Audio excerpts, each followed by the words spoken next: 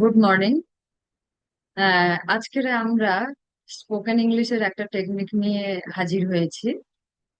আমরা কিছু technique base spoken ইংলিশের কিছু টেকনিককে জেনে আমরা ইজিলি কথা কেমন করে বলতে পারি সেটা শিখ। তো আজকের টেকনিকটা হচ্ছে দেয়ার ইজ অ্যান্ড দেয়ার আর। আমরা সেটা দেখব স্লাইড শো এর মাধ্যমে।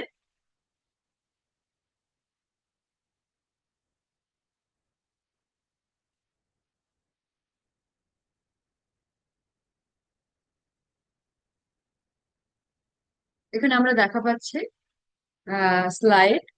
ফার্স্ট আমরা দেখছি যে স্পোকেন ইংলিশ ক্লাস, এটা হচ্ছে day 2, techniques to there is and there are. Learning objective: learn to describe people, places and things. Understand the difference between there is and there are. Speak simple sentence, English sentence confident.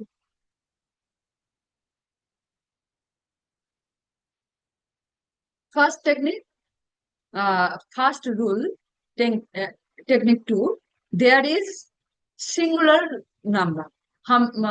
আমরা there ইজটা ব্যবহার করব singular নাম্বারের ক্ষেত্রে। Use rules: use there is for one person, one animals or one thing. Structure: there is A, a, and a singular number, any object or any animals, yeah, anything. আমরা এখন কিছু example দেখব। There is a book on the table. There is a pen in my bag. There is a chair in the room. There is a teacher in the classroom. There is an apple on the plate. এখানে আমরা দেখা পেলাম যে একটা করে বস্তু বা একটা করে ব্যক্তি বা কোনো জীবকে বর্ণনা করার জন্য আমরা টেকনিকটা যেটা ইউজ করছি সেটা হচ্ছে দেয়ার ইজ। আমরা যাব second rules. Rule number 2, there are. Plural যখন হবে তখন আমরা সেটা ব্যবহার করব। There are for use, there are for more than one person, animal or thing. যখন একের অধিক কোনো বস্তু, ব্যক্তি বা কোনো আহ, জীব থাকবে তখন আমরা ব্যবহার করব there are. Structure: there are plus plural number. There are 2 books on the table. There are 5 students in the classroom. There are 3 chairs in the room. There are many flowers in the garden. There are 4 birds in the tree.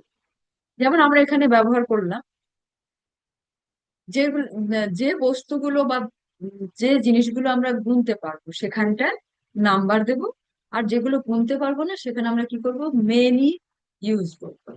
যেমন there are many flowers, there are many plants, there are many books, এরকম আমরা আমরা use করব। বা বলতে পারি there is a fan, there are 2 lights, there are so many chairs, there are so many tables। এরকম ভাবে আমরা জিনিসগুলোকে বর্ণনা করি। এবার হচ্ছে প্র্যাকটিস, স্পিকিং প্র্যাকটিস করব।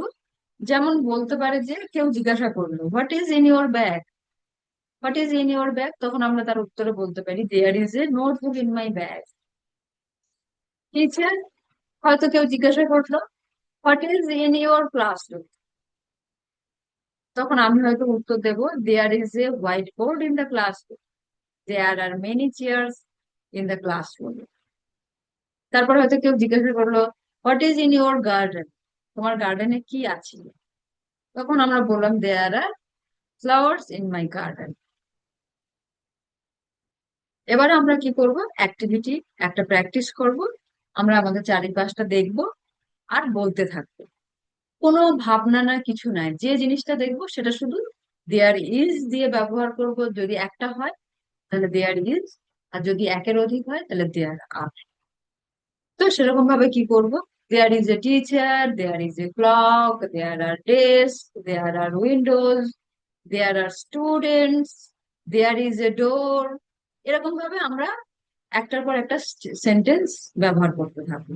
যেমন there is a phone, there is a switch board, there is a door, there are two windows, there is a table, there are so many books on the table, there is a kitchen, there are so many utensils। এরকম ভাবে কি করব আমরা? যখন যেখানে থাকবো সেই জায়গার যা যা বস্তু দেখতে পাবো সেগুলো আমরা ওয়ান বাই ওয়ান বলতে থাকবো। এইভাবে আমরা যদি প্রতিদিন প্র্যাকটিস করতে থাকি তাহলে দেখবো আস্তে আস্তে আমাদের ইংলিশ বলাটা খুব ইজি হয়ে গেছে। আর টেকনিক বেস, সুতরাং আমরা কোনো চিন্তা করবো না, শুধু যা দেখবো সেটাকে ডিসক্রাইব করবো। ধন্যবাদ। আজকের এই ক্লাসটা আমরা এখানে শেষ করব। এরপরে আবার আমরা নিয়ে চলে আসব অন্য টেকনিক। আর যদি কারোর কোনো কমেন্ট থাকে তাহলে কমেন্টে লিখতে পারো। ধন্যবাদ। আজ এখানে শেষ করছি।